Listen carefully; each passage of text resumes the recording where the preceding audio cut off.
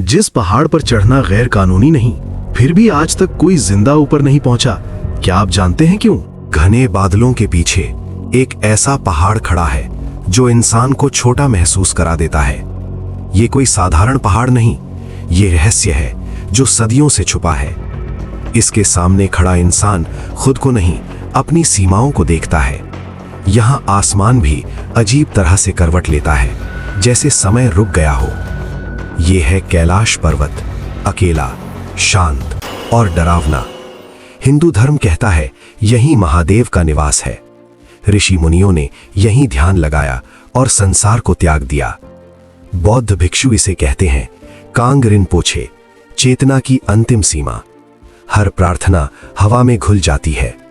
जैन धर्म मानता है यहीं ऋषभदेव ने मोक्ष पाया, अष्टापद, जहां आत्मा मुक्त होती है। बोन धर्म कहता है ये धरती की नहीं, आकाश की शक्ति है।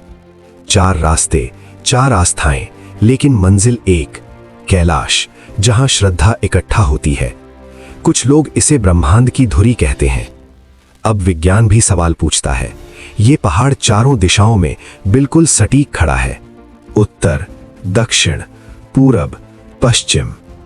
इसके पत्थर कुछ ज्यादा ही सटीक हैं। कुछ वैज्ञानिकों ने इसे प्राकृतिक मानने से इनकार कर दिया। पिरामिड जैसा आकार एक इत्तेफाक या कोई ऊर्जा केंद्र। रात में भी ये पहाड़ जागता है। बिजली की चमक इसके असली रूप को झलक देती है, मानो इसे किसी ने तराशा हो।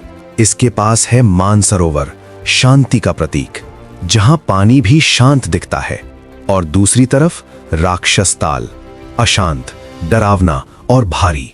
2 झीलें, 2 स्वभाव, एक जीवन और दूसरी विनाश, लेकिन दोनों कैलाश के पास ही हैं।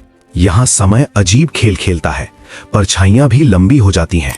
बादल तेज भागते हैं, लेकिन पहाड़ स्थिर रहता है। लोग कहते हैं नाखून, बाल तेजी से बढ़ जाते हैं, चेहरों पर डर साफ दिखता है। अचानक रास्ता गायब हो जाता है, सिर्फ धुंध और सन्नाटा। मौसम पल भर में बदल जाता है और इंसान लौटने पर मजबूर हो जाता है। यहां चढ़ना मना नहीं, लेकिन कोई चढ़ नहीं पाया। प्रकृति खुद रोक लेती है। कई कहते हैं उन्हें कोई देख रहा था। सिर्फ एक नाम है, मिलारेपा, जो इंसान नहीं, योगी था। बर्फ में ओम की आकृति उभरती है। सूरज की रोशनी इसे और साफ कर देती है।